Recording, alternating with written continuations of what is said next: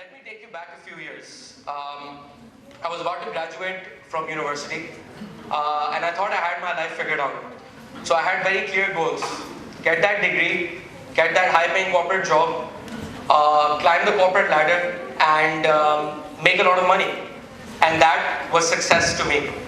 And what happened along the line was something that was completely unexpected. So as the months rolled on, as I kept on going through the grind every day, 12 hours, working hard, I suddenly realized that I was profoundly and deeply unhappy. And as I was sitting outside my place of work one day, I was thinking to myself, why is this happening? Why is this happening to me, right? And so why is this happening to me, right? And essentially what I realized was that, I started doubting myself. I started doubting myself on a daily basis. I thought that I was being thankless, right? I had that job, I had that dream, and so what was going wrong? And then I started really thinking about it. I sat down, I took a number of days, and eventually what I realized was that this was not the career for me. This is not what I could do for 20, 30, 40 years, and I wanted something different. And after a lot of thinking, I realized that my passions and my strengths were pointing me in the direction of entrepreneurship. I wanted to build my own business. I wanted to build something that would last beyond my years in this world. I wanted to be excited. I wanted to be energized by what I was doing. And this was just not it. So once I had recognized this, the path was clear. I had rewritten my vision for myself that I wanted to have a business of my own. I wanted to do entrepreneurship. I wanted to work on something that I was passionate about every day. But this is where fear comes into the story. So fear basically was stopping me from where I was, stuck in a rut, doing something that I was not particularly passionate about, not being happy, not being excited about what I was doing every day, being in a place where I was anxious, where I was becoming depressed, and where I was finding it more and more difficult to get out of my bed and go to work every morning. Because when you don't enjoy your work and you have to do it for 10, 12 hours a day for the rest of your life, it can be pretty difficult. So this was the problem. It was stopping me from getting to where I was in a bad place and to the place where I actually wanted to be, which was a short and a fulfilling career, which was to be excited and energized about what I was doing, which was to have my own business. I knew that that was my only shot. I knew that that was the path that I had to take. But for the longest time, I couldn't. Fear was was making me go through panic attacks. Fear was debilitating my action. Fear was putting doubts in my head. I mean, I was thinking, what have I done to really, be good enough to start a business? I was doubting my own capabilities. I was doubting my abilities, right? I was doubting my capability to actually go for it and actually achieve something. And that is why, I couldn't take action. And for the longest time, I was still stuck in that rut, right? I still had doubts about what I was going to do. I still couldn't believe in myself. And then, I'm a big fan of reading, so then I went to town on books, right? I started reading about psychology. I started reading about the psychology of fear and how to get over it. And what I learned about fear was the following. So the first thing was that it's completely natural.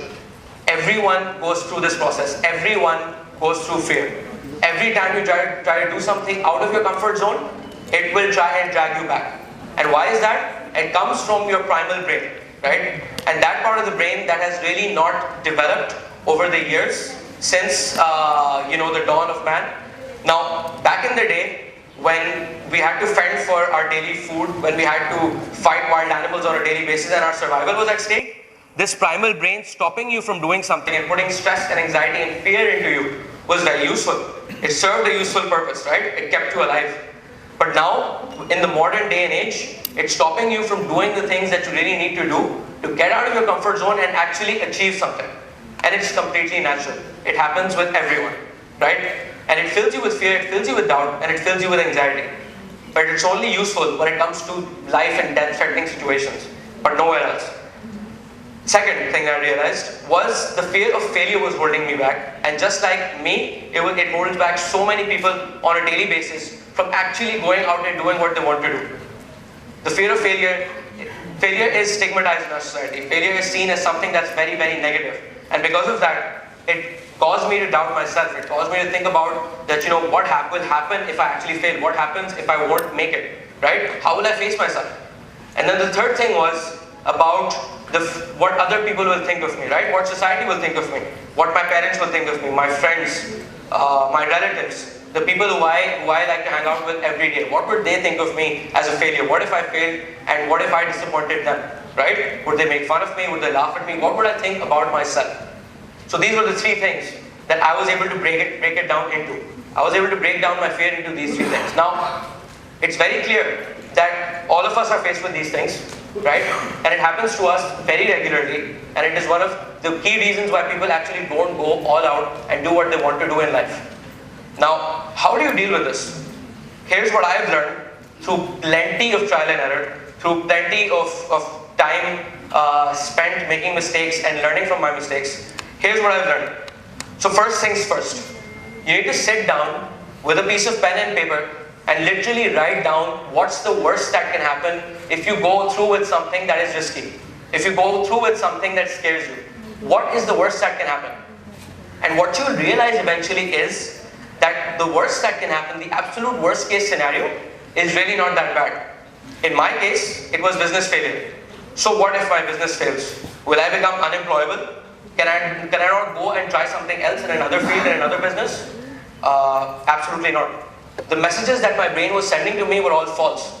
It was meant to keep me within my comfort zone, and it was meant to not take that risk and leap of faith that was required, right? Which was to leave that high-paying corporate job and to move on to something risky, but that risk had the chance and would put me on the path to something that would fulfill me. So that's the fear of failure. Now, how do you deal with this? You deal with this by rationalizing. You deal with this by telling yourself the worst that can happen, and you contingency plan according to it, right? You make a plan that, okay, even if the worst actually happens, I can bounce back from it. And you take down specific steps in the way you can do so. And that empowers you. That really takes a lot of burden off your shoulders, right? So you need to get out of your comfort zone, and you need to control your thoughts and your actions by controlling your primal brain, right?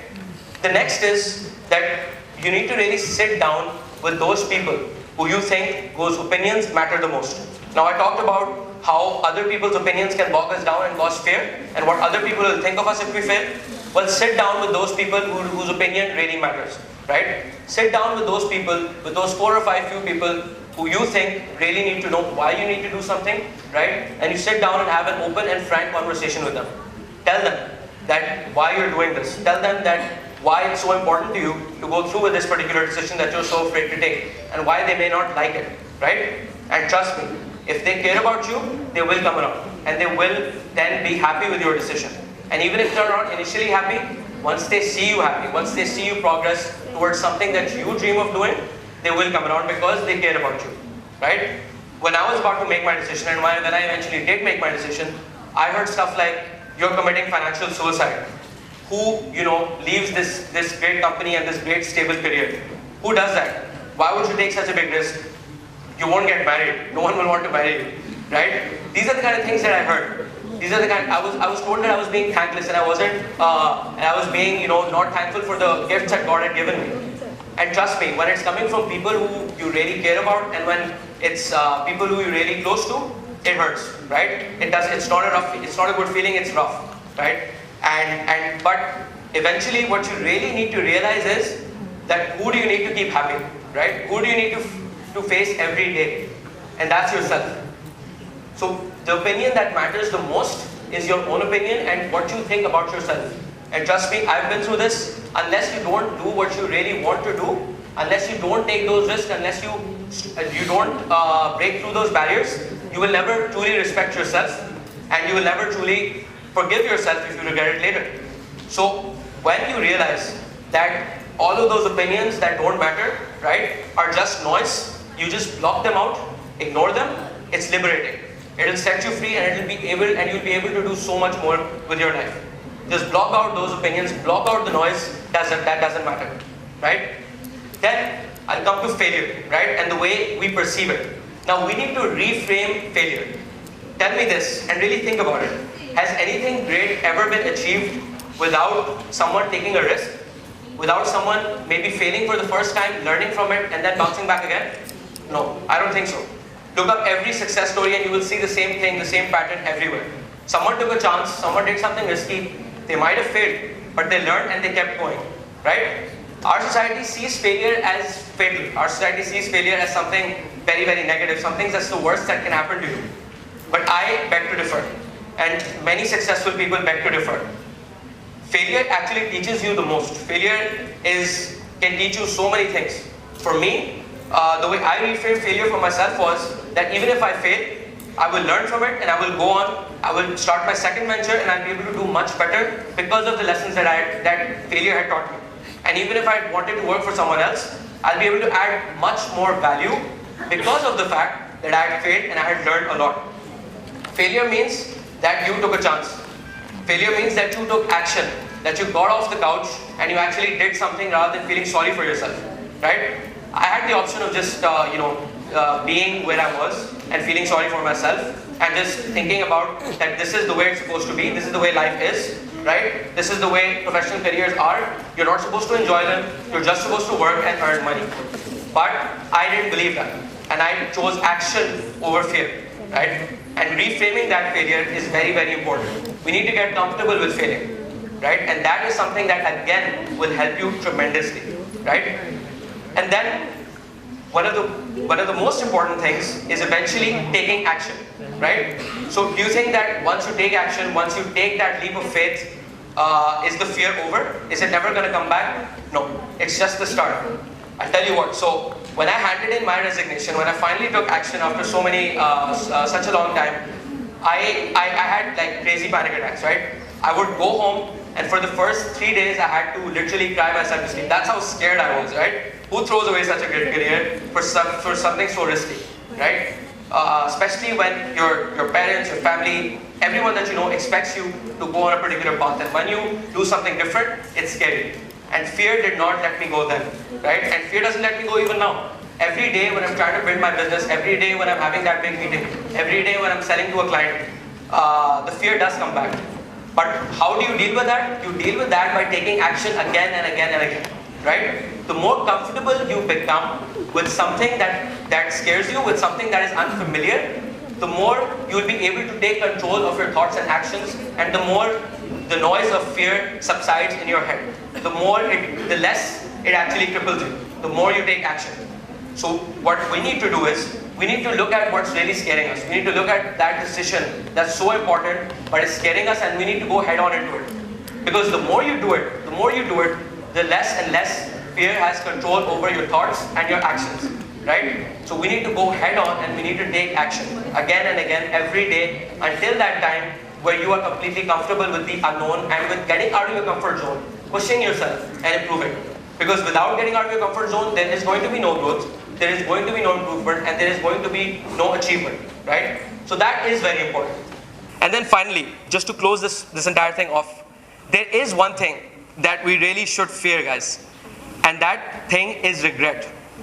Now imagine waking up 20, 30, 40 years from now, and you look back at your life and you're filled with regret, you're filled with dread about that, you could have been happier, you could have went after your dream, you could have done something different that would have changed the trajectory of your life, but you didn't. Why? Because you were afraid of what other people would think, right? You were afraid of what your relatives would think, you were afraid of what your family would think, your friends, the people who you're afraid to fail in front of. You were too afraid to come over that part of your brain that stops you from doing risky things, and you were afraid of failure. You didn't do it. That is something that we really need to fear. That regret. Because that is something you cannot change. And that is something that can kill you, right? Now, the final message that I want to bring across is that we only have one life. There isn't going to be a dress rehearsal. There isn't a rewind button on this. We just have one shot and our time is limited.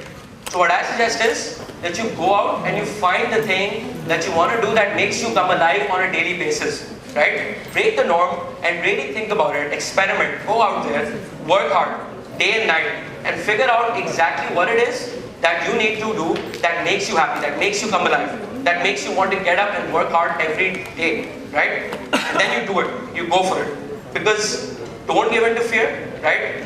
Because you are in control of your thoughts and your actions, and trust me, that is more than enough. So go for it. Thank you.